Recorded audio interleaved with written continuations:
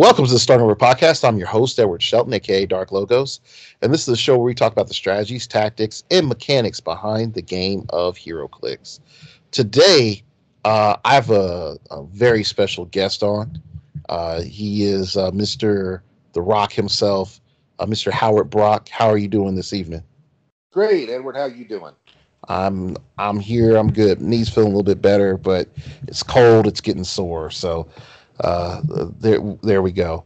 Uh, I have Howard on mainly because Howard hasn't been on the show in a while, and we're gonna talk about a couple of things pertaining to rock. And now that it's also out of the bag, we also get to talk to him about Billy Batson and Shazam. Sure. So there we go. So let's talk about Billy Batson and Shazam. So what was your thought process in you and Easton and Warren when you all made Billy Batson and Shazam? Well, I'm happy with what we got. I think they're really cool, but it's not what we started with. It's not what we first implemented. I want to throw that out there. Uh, we I wished I had the design in front of me. It's a lot different than what we originally had. Now I'm very very very happy with the sculpts. The sculpts was uh, they're exactly what we asked for. I mean, the newspaper and how it's being read on there and everything. That's what we wanted. That's exactly WizKids honored us with that. But the main thing that we wanted when we started this was we wanted to have two figures. I mean, we were in a unique situation. Who knows if that unique situation will ever happen again for anybody, much less us. And we thought it would be really cool to be able to design two figures that work together. Um, so Shazam and Billy was our first choice. We were lucky with that. Um, we Now Shazam is I love Shazam. I've always loved Shazam. He's not my favorite character, so it wasn't a matter of choosing the most our most favorite character. I mean, I like Thor, Thor, and Superman, respectively, on both sides of both universes, are my favorite characters. But both those guys have been done a gazillion times, and not that Shazam hasn't been done before, but he's definitely not. I mean, scale wise, compared to Superman and Thor, there's no comparison as far as how many Shazams have been made. Um, and I've always liked him. I like the history behind him. I like this. I like the fact that he was really the number one selling comic book for years. Yeah, Back, and a lot of people don't know that, but he outsold Superman. More people. He has good storylines. He's if you depending on what version of Shazam you look at, Shazam is actually more powerful than Superman. He's knocked Superman out three times. The old Captain Marvel, uh, nobody knows his power is limitless. That nobody knows how much strength he really has. Um, so that's why we chose him. We like Shazam, and Billy's got a good story too. And it's kind of funny how the universe works because we picked that without even knowing about a Shazam movie. And ends up our figures are coming out the same time as the Shazam movie, roughly. That was not planned, had no earthly idea that that was going to happen, and it did. Um, and So that was our main thing on Shazam. And like I said, on the powers and stuff, um, what we wanted we were looking more at a shifting focus, Shazam and Billy. What we wanted to happen is the original design we had Billy at two different point levels, and we had Shazam only at one point level. Um, and I'm pretty sure we had Shazam at 100 points. Um, and what would happen is when Billy was attacked, that he would and hit, that he would turn into Shazam, and Shazam could turn back into Billy, could go back and forth, but Billy couldn't be healed. And Billy had a mixture of shape change and perplex, and he had if he was adjacent to figures when he could do one click of damage to anything that he was adjacent to when the lightning came down. Um, and we had some other good things in there. I know that Shazam had the typical stuff on there, and I know that we gave him the quintessence power. It's not in front of me, but I just remember that it was a lot different than what they ended up with, and again, they took a lot of the elements that we wanted and changed it around. And I liked the stuff that they've done, but again, it's not really quite what we started with. Okay. So, I mean, in the long run, you're like, okay, you wanted to have something that was a little bit more back and forth-ish, Yeah. and they were just like, nah, this is a one way. Did you have the whole reporter thing, the world needs to know design into your Billy Batson, or is that something like WizKids put in? That's something WizKids modified in there. I mean, we had a lot of the stuff that we wanted to do. And I like some of the stuff that they've done with the figure. And I mean, it's kind of like we had a concept and they expanded the concept. I guess that's the way to put it. But I think it's kind of neat. I don't know how people are planning on playing Billy and Shazam. Of course, I have thought a lot about it, and I mean, there's different things that you can do. But I think that Billy, if I were if I were to build a team right now and I had Billy and Shazam, I would play Billy, pay the extra points at 40 points, and I would basically try to use him as a shield in front of my guy. Um, hit me. I don't care. And better yet, if I could find somebody that's got Mastermind, because Mastermind would trigger him. Mm, okay.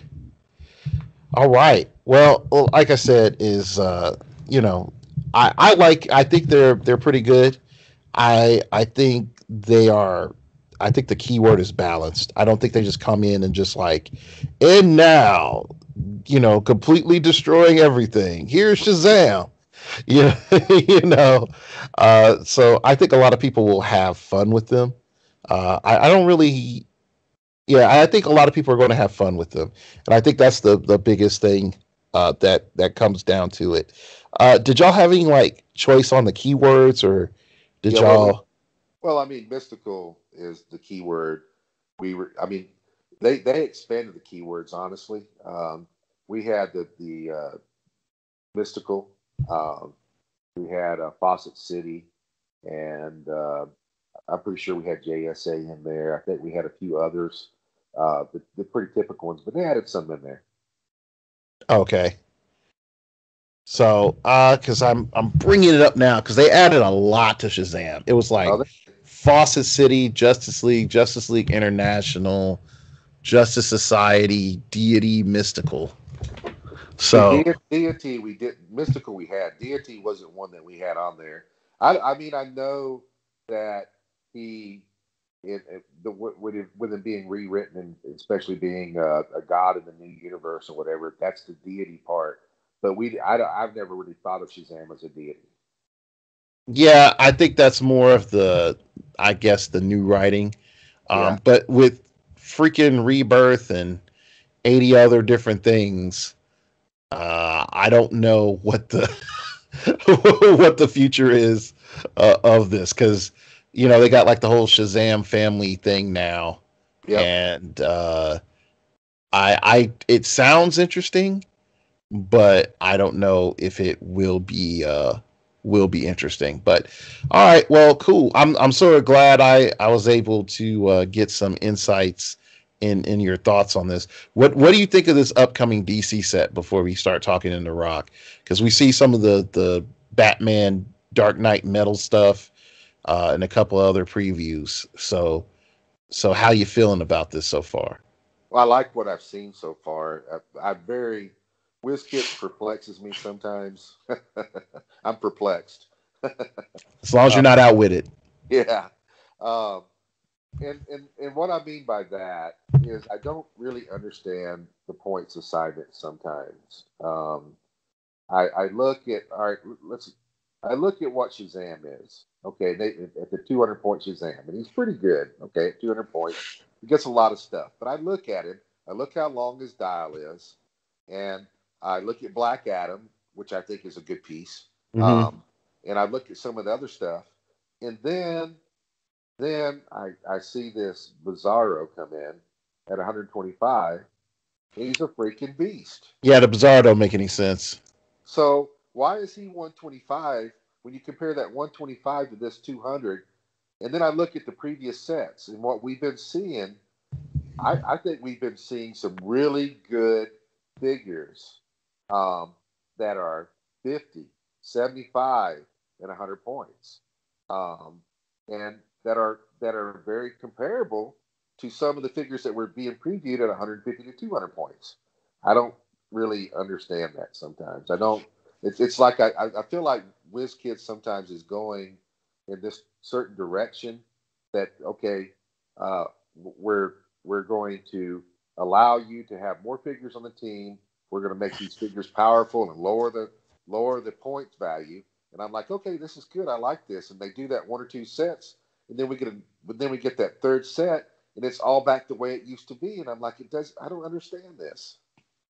Yeah. Uh, Even for me, when I saw that Bizarro, the first thing that went to my mind is they gotta be this. This is a joke. And then I more I looked around, I'm like, no, this is real. The second thing that went through my mind is, well, what were they smoking when they made this? Because you can make the argument, but Bizarro only has 4 clicks of movement attack, and when he gets the most scariest, he only has sidestep. And I would come back with the argument of this is a character with outsiders to shut down your mods. This is a character who also has Battle Fury with all the bazillion shape change that's around right now. And most importantly, he can lay out 5 damage without any limitation about stat modification. We also have this crazy little thing called equipment. Yeah, yeah. So, in this wonderful world of exospecs, that's 11 move hypersonic speed. Exactly. You know, that's charged super strength 5 damage with a heavy. And I Like, what you just said that every meta HeroClix player in this planet immediately said the same thing.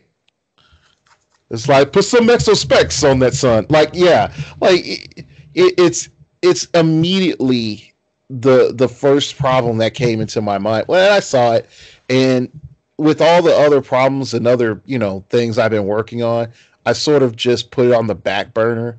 But it's something that I was talking with Jason Collins like last year, and we were debating about this for over a year about we call it the prime tax is what WizKids does to primes and to try to make primes better, Yeah. while at the time limiting them and only limiting you to one prime, and how some of the prime design is just doesn't make sense.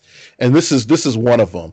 What was that other guy that was in the Shazam family that also was like this? He was the prime to the Shazam. That we just Black Adam. No, not Black Adam. The one guy, Freddie Freeman. Oh, oh, Freddie. Yeah, Freddie. Yeah, when he was a prime Shazam, he was the exact same thing. He did not make sense for his stats, but it was like, oh look, I'm a prime.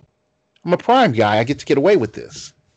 Well, So yeah, like I just think it's the fact that it's a prime that they're pulling this, because if not, I do not see him being this stupid, and he shouldn't even have traits.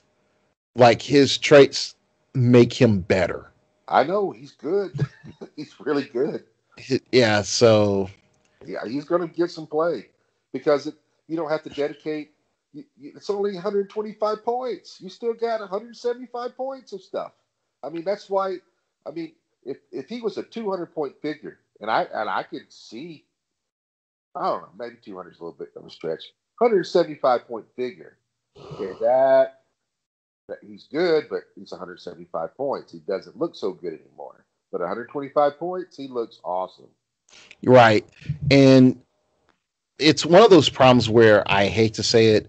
It's WizKid stacks rarity within rarity, and what we do know about the mystical point formula, rarity determines point effectiveness and how much things cost.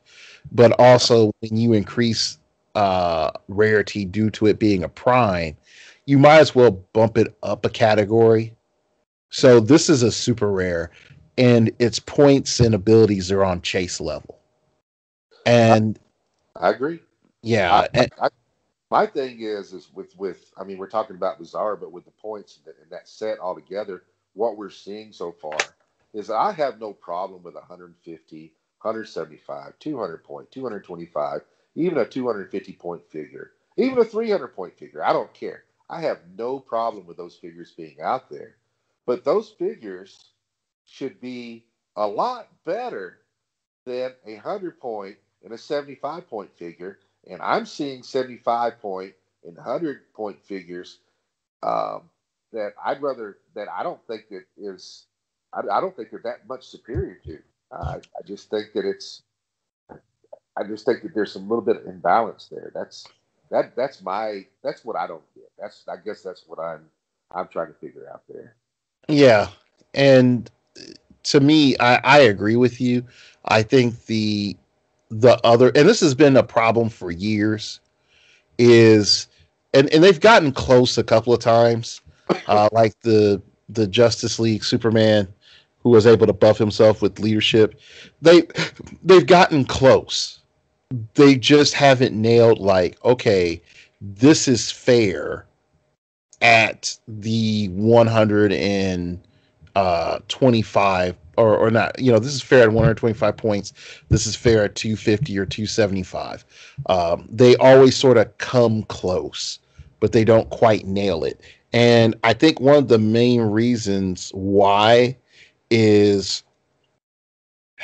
when you have powers like impervious and super senses, and you have someone that you're representing that functionally just lays those type of characters out, you remove a defensive set from the game.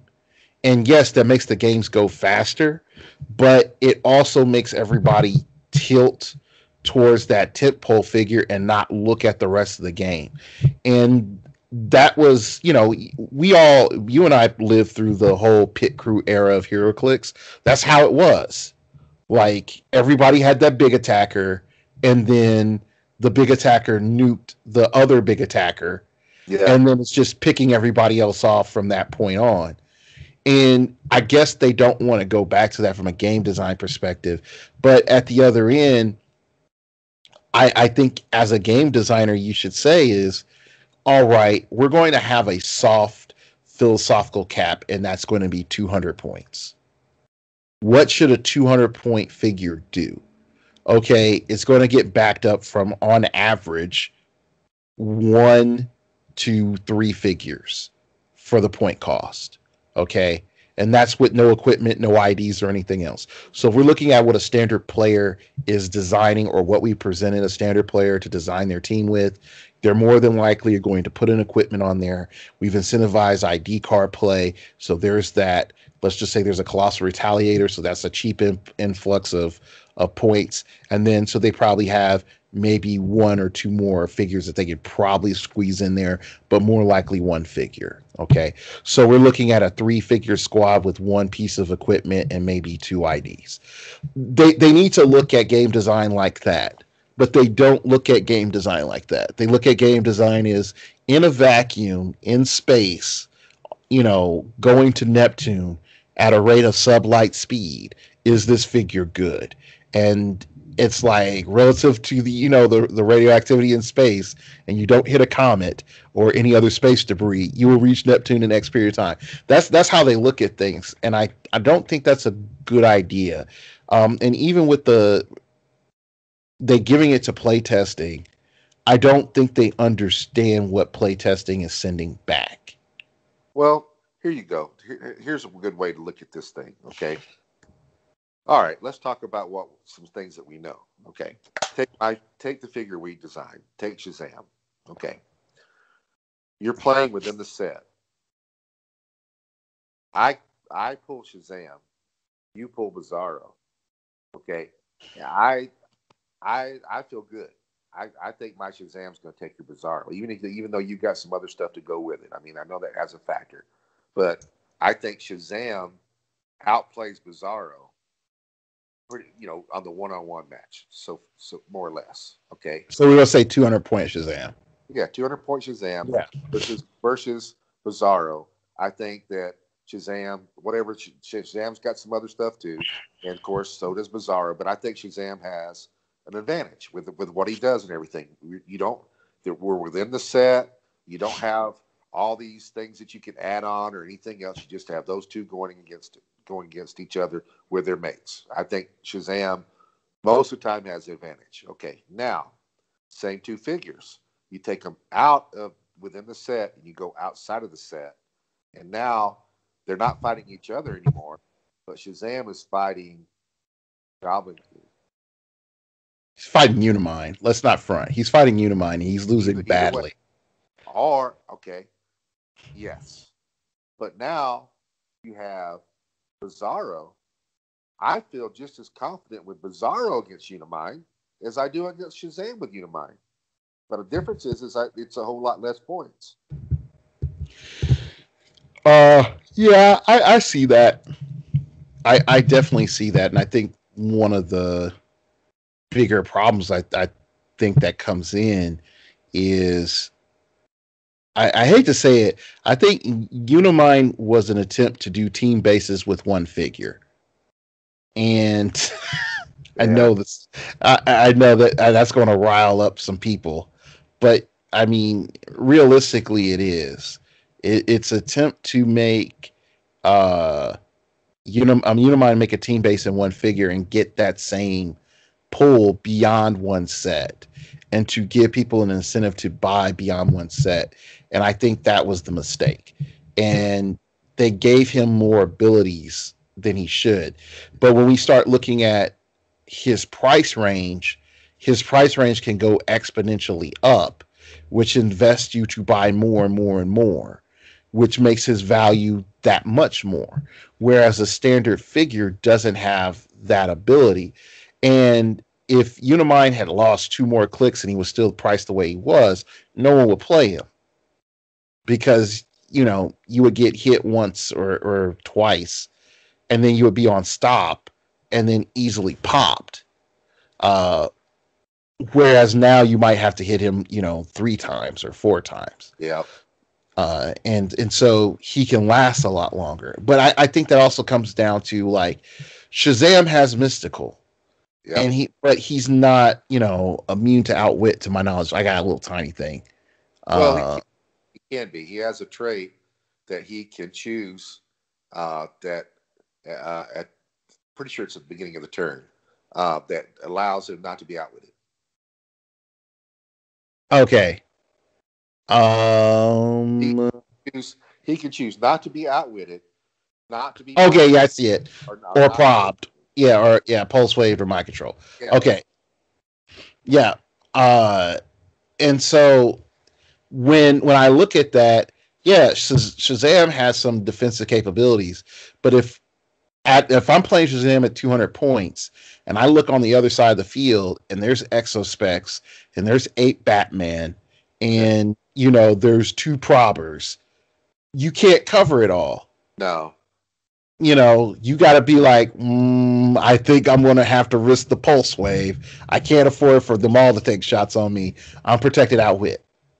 Well, Bizarro's also, back on Bizarro for a second. He's also got something that's really, really, really cool that helps him a whole lot against a lot of figures. And that's Battle Fury. Right. That Battle Fury is something. That's That big. yeah. Yeah, in the current game, everybody's looking at Symbiote and Symbiote 2.0, or you could call it Diet Symbiote. Yeah, it's stupid, and there's nothing stopping you from putting a symbiote on him. Not no kidding. There isn't.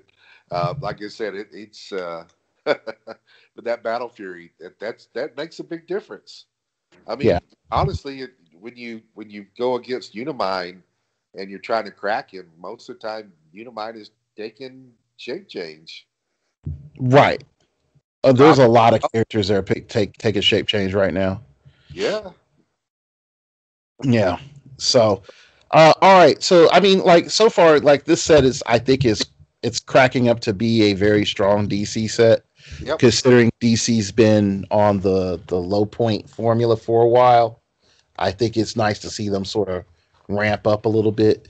So, let's go ahead and talk about Rock. sure. So, the points haven't been transferred. No, Uh, that's all that's me. That's all me. Just um, guys out there. I had a Edward and I have not talked in a long time.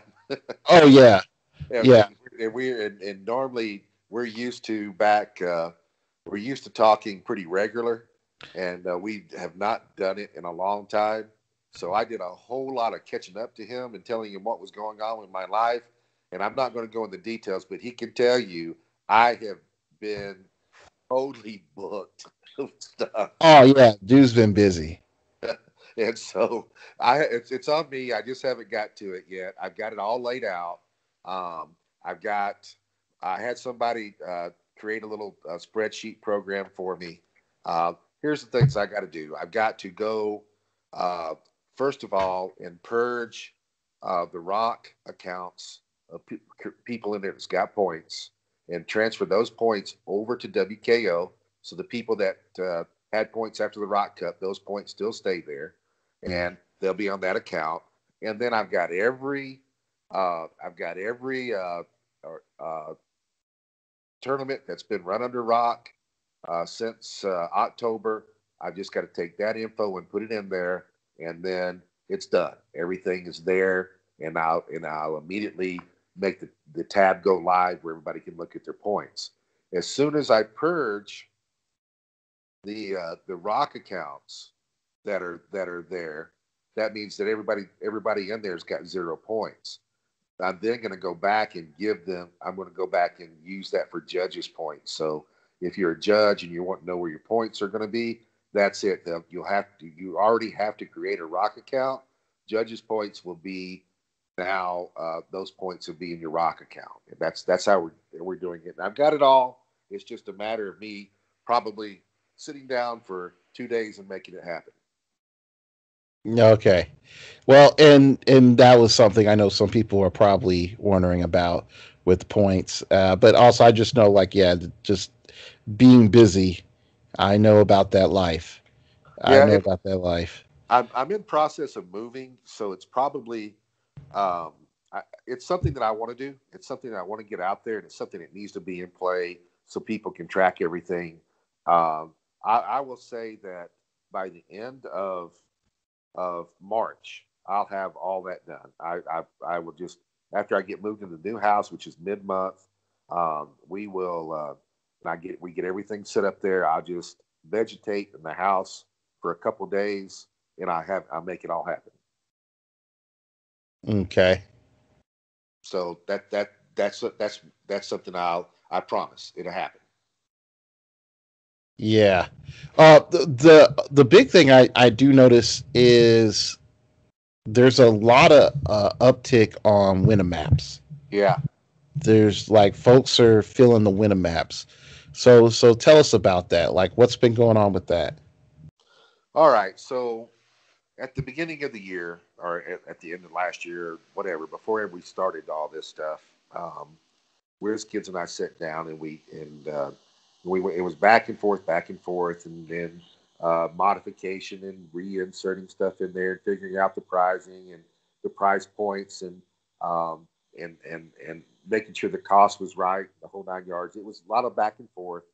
Um, get it the right way. I'm very happy with what's out there. I'm very happy with what we came up with. I think the regional kits for the price point and for the price that we set it at and what's in those kits is phenomenal. I think the regional kits are phenomenal. I think the state kits are extraordinarily phenomenal. And I think that Wynnum Apps are also phenomenal. The qualifiers I am good with. I think the price is good. I think though that the price point from qualifier to regional is too close.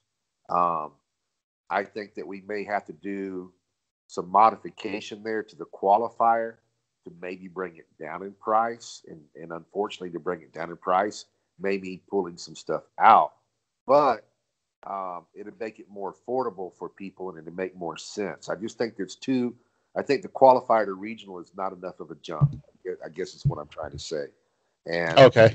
and so when we did this at the beginning of the year, we did projections. Okay, so our projections we divided into two. We said, okay, we're gonna how many of these things do we want to run, or do we think we're going to run for the first 6 months, and then we would approach the second half of the year separately, but some of it the same. For example, we wanted to do 16 regionals, okay, in the first half, and 16 regionals in the second half, and we pretty much hand selected that, but then we increased it. For example, I had not planned on doing a regional at Gen Con, so that got added on. I was Mm-hmm. working hard to make things better in Oregon. There had been some in the Pacific Northwest. We'd gotten we kind of lost touch with each other.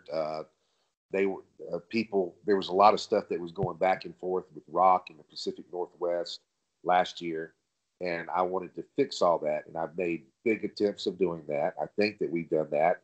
And I think we got people excited again about rock up there. And there's events are being run, and so we made a point of putting a regional there.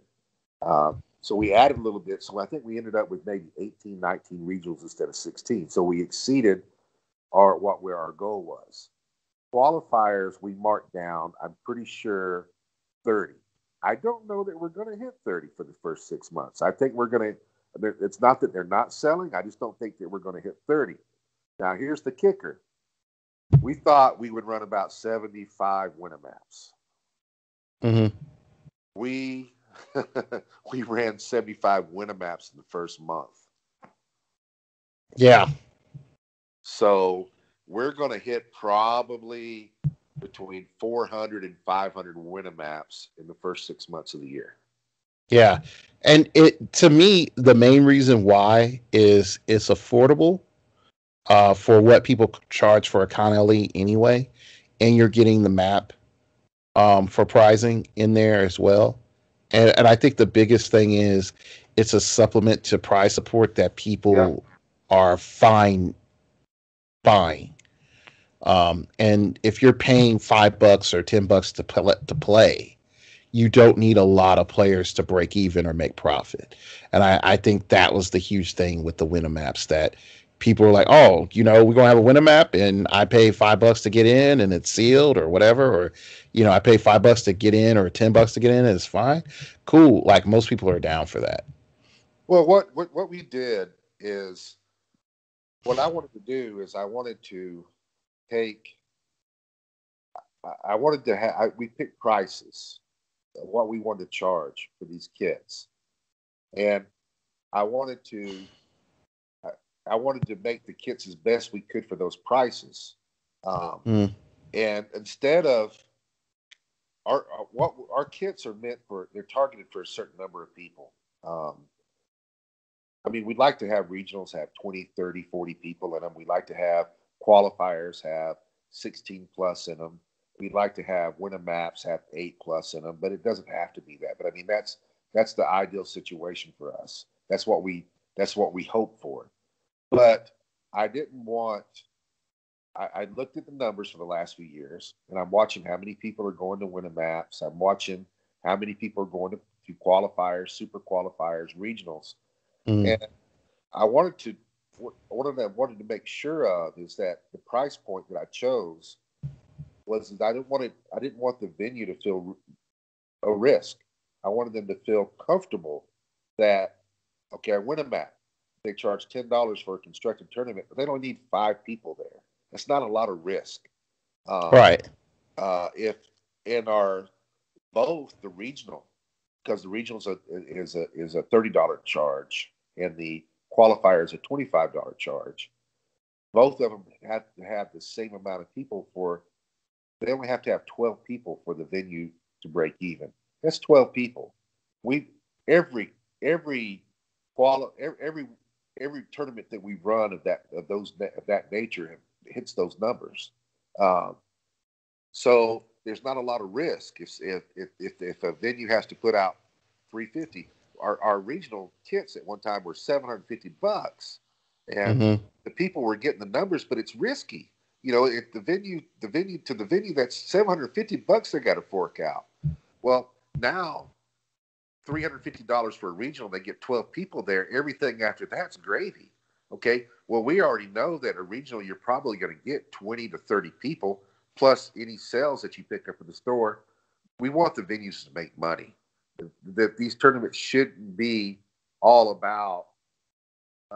Sometimes heroclix players in general, get this this thinking in their heads that a venue should just be supporting them and running these tournaments, and they shouldn't have to profit from a tournament. Well, that's malarkey. The way that the venue has to pay bills, the venue has to they provide a place. Nothing is free. They have electricity. They have employees. They have to make purchases. That's how they make money. So it's very important for the venue to feel comfortable and to make money in their tournaments. At the same time, you got to want players to play in these events, so the prize support has to be good also. I think we accomplished both at all three levels. There we go. And so this is one of the big things that I definitely wanted to have Howard on is I think for some folks they're looking at like, okay, where with all the WizKids involvement and the price fluctuation in the kits, what is Howard seeing, and what are the thought processes and the changes and stuff that are happening? And I mean, there you go. You have a pretty good breakdown of, some of the logic and some of the reasoning, behind, why the kits are costing what they are, and even more so, like why are certain things popular? Yep. And I appreciate you bringing up that you're paying attention to player count, uh, because I think that's something that WizKids needs to start doing. Is, you hold a WKO and 15 people come up. Is that an acceptable number? Or you're holding a WKO in the middle of the week and there's only 6 people. Yes, that's happened. As KJ, it's happened. Oh, You know well, I those mean, situations. there's Hmm? some that just don't know what they're doing, or they don't care, and they do things. I try to educate venues. I'm a little bit different than other people. I'll pick up the phone. I'll call the venue up. I'll talk to them. I'll make recommendations. I'll guide them. I'll walk them through things. I don't have a problem with them reaching out to me. I don't like to do a lot of emailing. I don't like to do a lot of messaging. I like talking to them one on one. And I try to promote this game every chance that I get. I try to talk to players. I try to build them up. I try to show them different ways of doing things. I think that probably in the future, that's something that WizKids may have me doing for them. They've talked about me representing as a store owner and as a as a HeroClix advocate about, because venues sometimes they just miss the boat on. I mean, let me tell you something. I just ran a regional, okay, and, Hmm. I run Magic and stuff too. But and I do this whether it's HeroClix or whether it's Magic. I've got a case full of that's up near my cash register, and I got Magic, HeroClix, and I've got Pokemon, Transformers, all that stuff up there. And when I am running a particular event, I've got a regional coming in. I will pull a lot of my Magic, my Pokemon, and I will expand my HeroClix by 4, so that I have that stuff in the store for players to buy when they come in, because that's I want it to be a profitable day. I want to be able to sell them stuff that they know that I got that stuff there. I do the same thing for Magic. I do the same thing for Pokemon. If I've got a Pokemon pre-release, a Magic pre-release, I expand those products and focus on those for at least that weekend. After the weekend's over, I go back and I split it all back up again. I don't think venues do that. I go to these venues. I go to regionals. I go to some of these events on my own that I have for years, and I watch them, and they judge entirely whether they made money or not by how many um, how many entry fees they had. And so if a kit cost $300 and they collected $350 in entry fees, they made $50. That's what they see. That's what they think. I look at my POS system. I look at my overall sales, and I've got a Saturday, and on a normal Saturday, I'm doing on a typical Saturday with nothing scheduled, I'm doing $1,000, $1,500 in sales. Then I go a heroclix regional, and I do $3,000 worth of sales. Hey, this regional was a good thing being here. So that's what I'm talking about. Educating um, stores. They don't look at things now. Mind you, my store is geared a little bit different than other stores where I have food and I've got drinks and stuff like Mm-hmm. that. But even if I didn't, there's still ways to capitalize on having a big event. But if you don't cater to the big event, you're not going to capitalize on it. Okay, so we're talking about this, and I'm just wondering, is is the biggest problem? It just seems that, because I dealt with this with the quarry, is that people in the last minute would say, "Are you going to advertise my event?" And I'm like, "What? Like, when's your event? This weekend?" And I'm Yeah, like, no, I can't, because I already, sent out my show, and it's going under approval. Or the ones that did actually really well in the beginning was Big Bang, yeah. because Big Bang hit me up like 2 months out. We're like, yo, can you hype my show? Hype my event. And I was like, oh yeah, that's not a problem. It's part of my responsibilities. So I hyped them up for like 4 shows. And then I would see people complain or listen to people complain, be like, I can't get people to my events. And it's like, did you tell anybody to hype the events? Did you get in contact with me, ahead of time?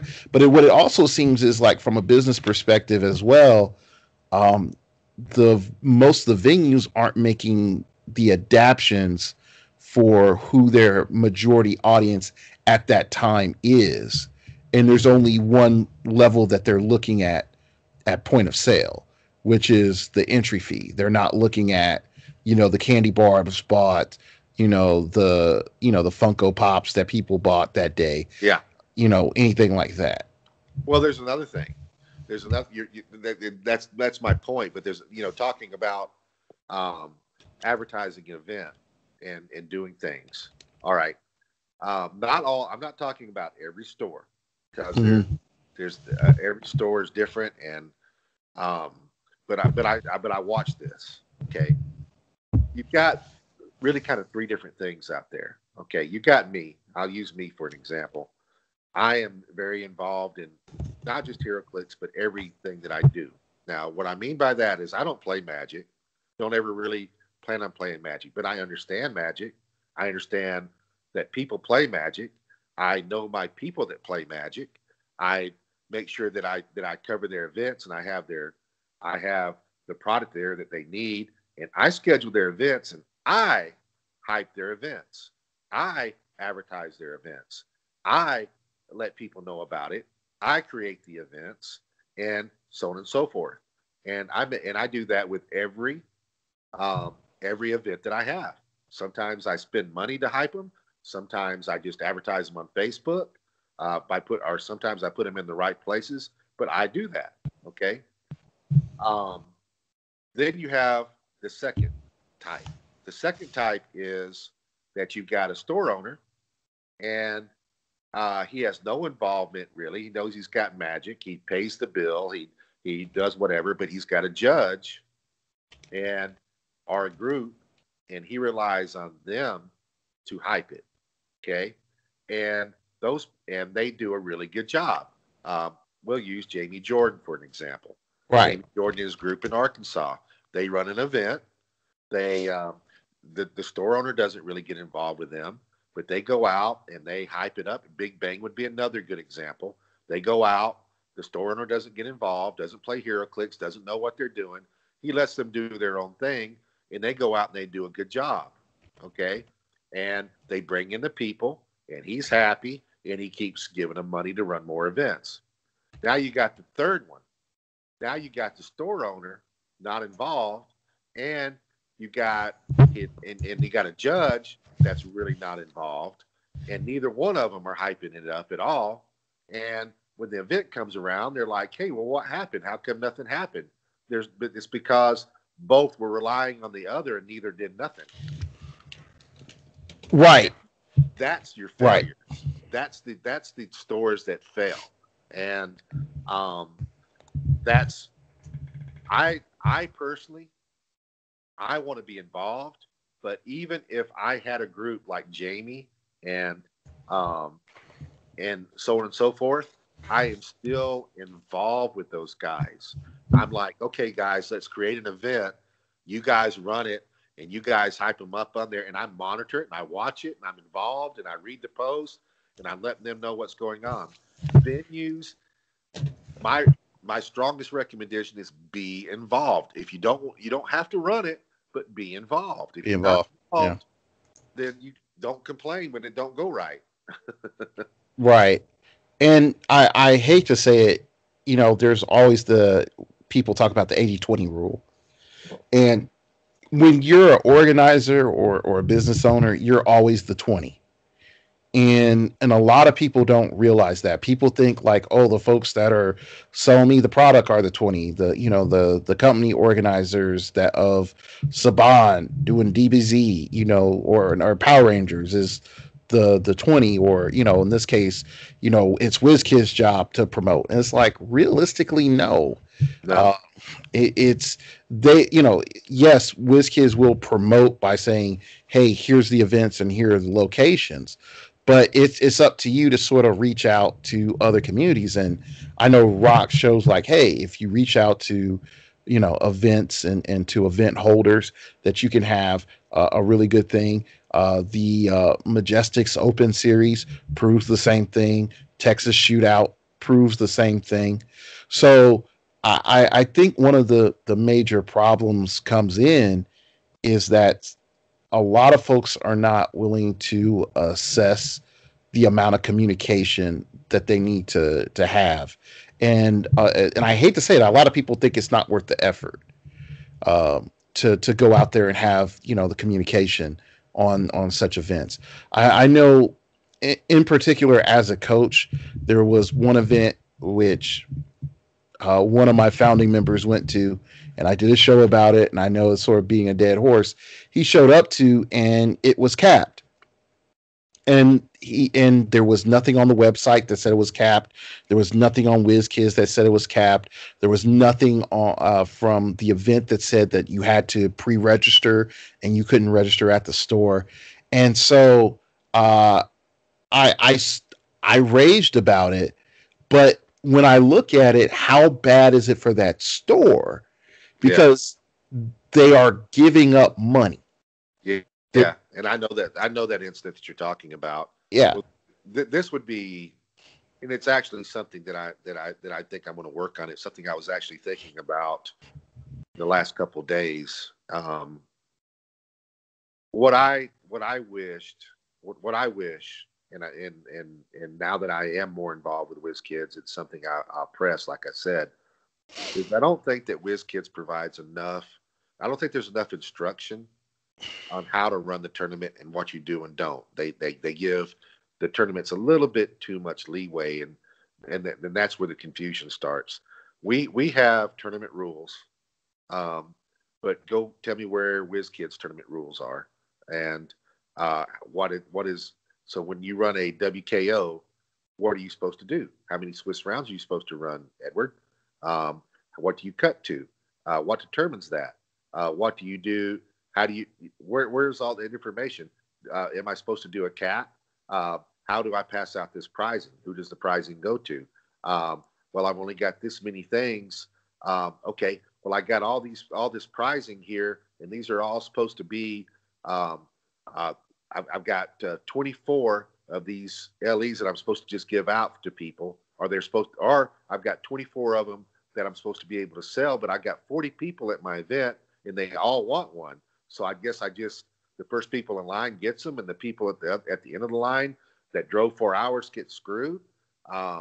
There's not enough instruction there, and that's why players leave bitter, because the venues end up doing what they think they should do, and sometimes what they think they should do is not fair and not right, and but they think that they're the best call that they can, and that shouldn't be. It should be where if you show up to an event, we we have all our rules in place. We have, if you have this many people, you cut to this many people. If our prizing, it's set up that this first place gets this, second place gets this, third place gets that, blah blah blah. Formats, it's 300 points modern. If it's a Wynnum app, do what the hell you want. We don't care. I mean, it's pretty explicit, and I think that if I could have some input, it would be for whiz kids and WKOs to be more explicit when they run things, and then take the decision making out of the venue's hand and let them follow a system to where everybody's doing the same thing. I mean, I want to be able to go to Orlando, Florida, and play in a tournament, and I'm following the same rules, the same format, the same prizing that's being dished out as I am in my own hometown. Right. That's it should be universal, and I think that that's something that needs to be worked on. And that's sort of the problem that I've been uh, dealing with indirectly, is that without a standard, you end up with judges' preference. And I've been fortunate. I mean, I've had Jake here. I've had Laura Cardinal. I've had Happy Little heroclix. I've had good people be my judges for most of you know the major events that I've had to deal with in this region. But I've also traveled outside this region, and I've seen how events can go south because the judge decides to, you know, oh, there's 20 people here. We only have this space for, 4 hours. We're going to go 2 rounds, undefeated Yeah, advance. It's like I wouldn't have shown up if I knew that was going to happen. yeah, that's what I'm saying though. There should be instructions there.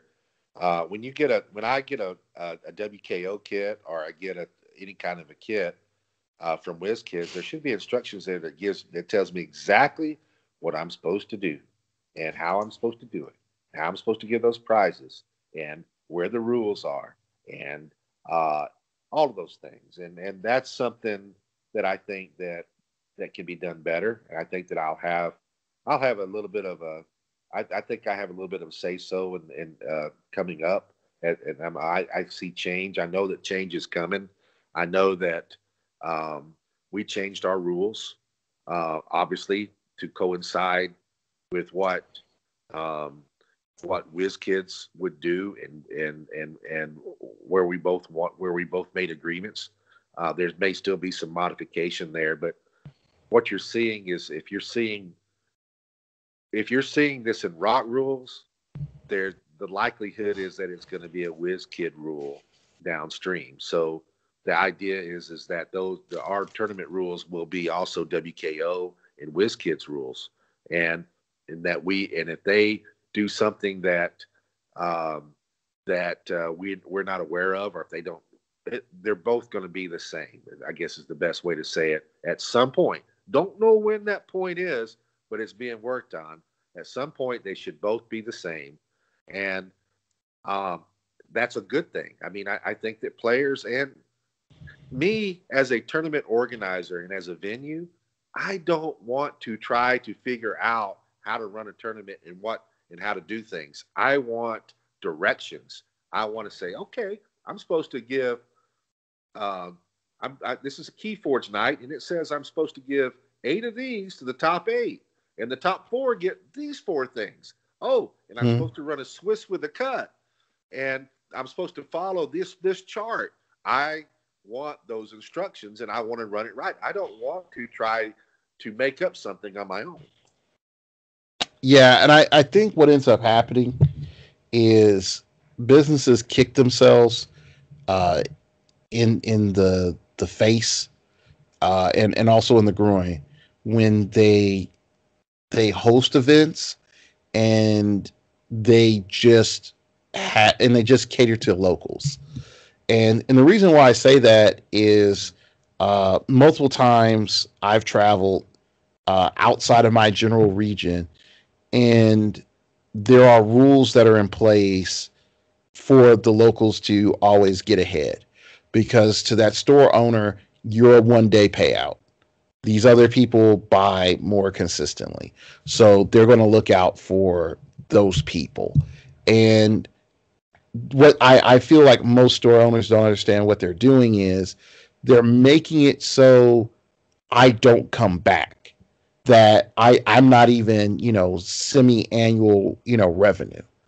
And I think that's the frustrating thing. And then even more so if you go onto the online space, a lot of stores are on the online space selling heroclix. Yeah, And if I see like, oh, I know that store, I went and competed there, uh I'm not I'm not going to buy your product online. yeah, that's So true. so now you're talking about a double loss of sales, not Personally, knowing I, it. I agree. Personally, I think it's opposite for me. I think people come to my store and people buy from Lucky Dice because they have had good experiences. Yeah. It works. So go ahead. It works the other way. One thing why I've got it, why you said something a while back, I meant to follow up on. I'm just going to throw this out real quick. You said you were glad that we were watching the numbers, and Yes. I wanted to say that um, we have a that we have a Wiz Kids and I have documents that we share on Google Drive, and um, we literally are talking to each other and putting stuff on those documents almost on a daily basis. And I can tell you that we have a sales sheet and a calendar that nobody can see but us, and we have every event of every kit that's been purchased since we started in January. And part of that is we go back and look at the event on the win system, and we put in the number. And we also, when somebody doesn't run a tournament or we go on to win and it's not there, that it flags, it gets a flag. And then I go and I start making phone calls to see what happened. Um, we watched that the events get run when they're supposed to, and we have a number beside every event. We have an event count on every single event that we've run since January. Okay. That's that's a lot of detail. And I think that's what's necessary to sort of start taking things to the next level. So, all right, this is definitely a jam packed show. I hope everybody got a lot out of it. I'm really grateful for Howard to be on today, Hey, and Edward, I know you're about to close, but I know there's a subject that we didn't talk about, and hmm, I don't want to go into detail on the subject. I just want to throw something out there, go ahead. guys. We've been I've been working on states and provinces um, for a few weeks now. It's pretty much all locked up. I've only got one state that I'm kind of, or actually one state and one province that I'm kind of waiting to give me an answer on. But I've got locations for all of them. We will have somewhere between 52 and 54 states and provinces. I've got most of them have already given me their event information. It will be up on the Rock page soon. Uh, most over half of them have already paid for their kits. The other half, I'm waiting for payments and event information. They do it at the same time. It's coming. We're going to have a great states, great provinces. I anticipate this being the best ever. Do you have a Kansas States? That's the one I'm waiting on.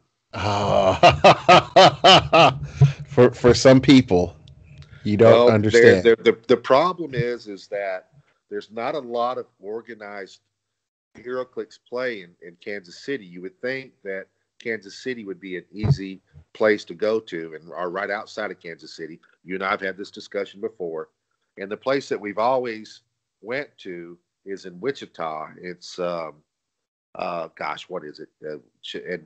Edward, you know what the name of the venue? Wizard. Oh, Uh, it's probably Wizards Asylum, one of those Wizards yeah, Asylum. Wizards Asylum, which is where we'd like to go, and they just won't give me a solid answer, yay or nay. But if I don't get a good answer from them, I don't know where to go. I don't have any idea where to go in Kansas, which that's the one state. I do have Missouri, and it's at your home venue. Yeah, Game Cafe. That's it. Come at me, bros. Come at me, bros. So